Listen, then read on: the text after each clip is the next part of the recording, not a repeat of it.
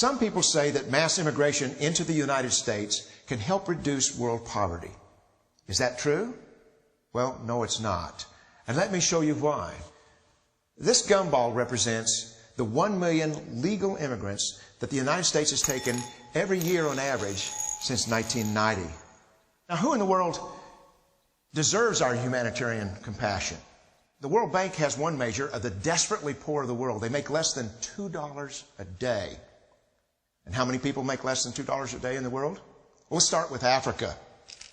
In Africa alone, there are 650 million people who make less than $2 a day. 650 million. And in India, another 890 million people, desperately poor.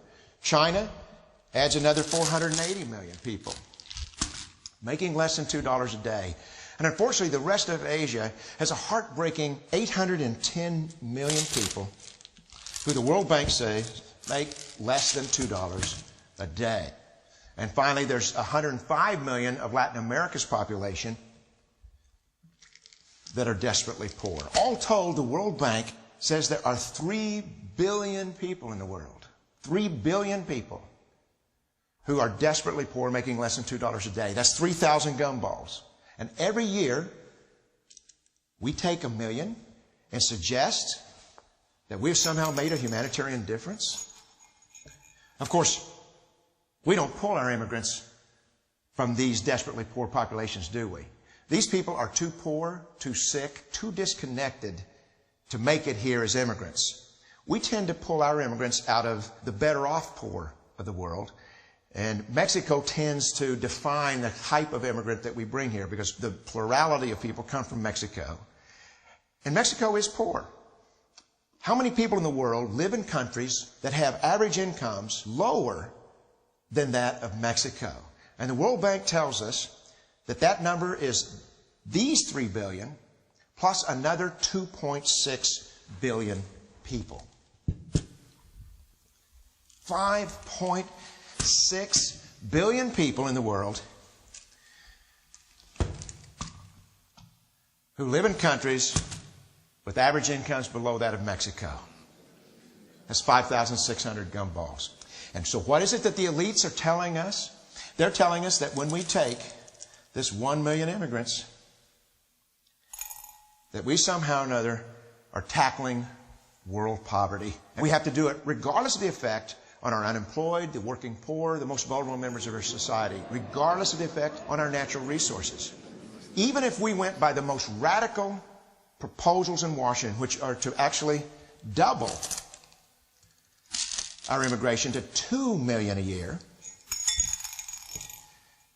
which would totally overwhelm our physical, natural, and social infrastructures, we couldn't make a noticeable difference. And we may be really hurting the impoverished people of the world because the million that we do take are among the most energetic, often the better educated, certainly the most dissatisfied people that if they did not immigrate would be the agents for change to improve the lot of all the people in these countries. The true heroes in the global humanitarian field are the people in these countries who have the wherewithal to immigrate to another country, but instead stay in their countries to apply their skills to help their fellow countrymen. Unfortunately, our immigration system tends to entice these very type of people to abandon their countrymen. The impossibility of making even a dent is actually worse than it looks here. Because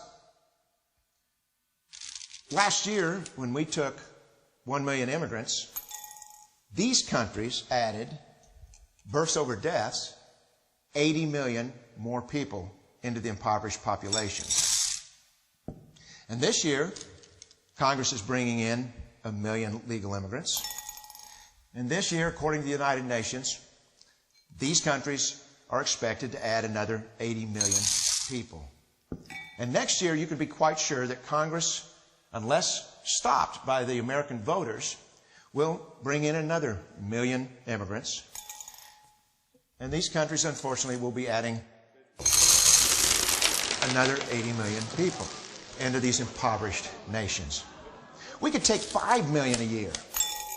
But we'd never get ahead of what's happening in these countries. Not in this century. Don't you see? Immigration can never be an effective or significant way to deal with the suffering people of the world. They have to be helped where they live. 99.9% of them will never be able to immigrate to a rich country. There's no hope for that. They have to bloom where they're planted.